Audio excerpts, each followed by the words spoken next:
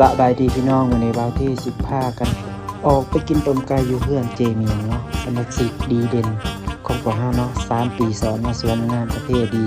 คุณภาพเยี่ยมขี่รถม่วนได้ข้าวเดียวพี่น้องเอ้ยมาเจอทางเข้าสวนเพิ่น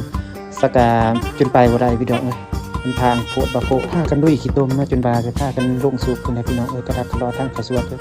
แล้วก็มาคนนึงก็มาเข้ามาฮอดสวนพี่น้องเอ้ยปีนี้สวนเพิ่นก็ถือกันพ้นกระทบเนาะใบดนเนาะกระยาดเขาแต่ก็กลับคืนได้อยู่พี่น้องเพราะว่าเป็นมียาดีซีเนาะก็พากันเข้ามาเบิ่ง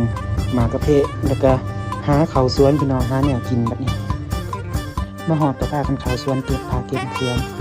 สิเอาไปตำปนจิโปมกินพี่น้องก็ลองกินเกลือเบิ่งเป็นมะเขือมันเสะเป็นมาก็ได้ลองกัดเบิ่งแต่ก็ขมนี่กระทอมน้อยค่อยหาของเพิ่นนะพี่น้องเนาะนี่มาหอดจะมาตำจิโปมสิไปขัวนะก่อนตำแจ่วเนี่ยขัวเพิ่นได้นี่ลงจากคล้องเทียงหน้าเพิ่นก็เตรียมเนาะต้มไก่สิทานคือต้มไก่บ้านอย่างดีพี่น้องกำลังสิสุกเนาะหอมบรรยากาศดีว่ะพี่น้อง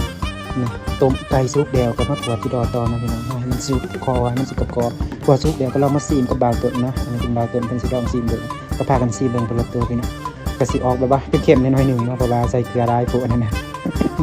ทุกอย่างสุกครบแล้วก็สิพากันมาตักเนาะพี่น้องมาตักข้าวกินแบบมีต้มไก่มีแจ่วจิโปมแล้วก็ขัวจิโปมกินนั่นเนาะอันที่ขาดบ่ได้ก็มีคือกันพี่น้องก็ต้องมีเบียร์เนาะคนลาวมาเบียร์งานนี้ก็ต้องมีเบียร์ก่อนเลยฝากกันกินมีแดงเสื้อแดงนี่แหละเจ๊ใหญ่ใจดีเจเมียเขาคั่นเนาะต้มไก่ไปทากินมันออกมาหน้าไก่นะกินข้าวมื้อนี้ก็แซ่บกินข้าวเที่ยงมื้อนี้เนาะอยู่หน้าเจเมียงเจใหญ่ใจดีเฮาจะได้ก็ขอขอบใจเด้อมื้อหน้าสิมายามใหม่บ๊ายบาย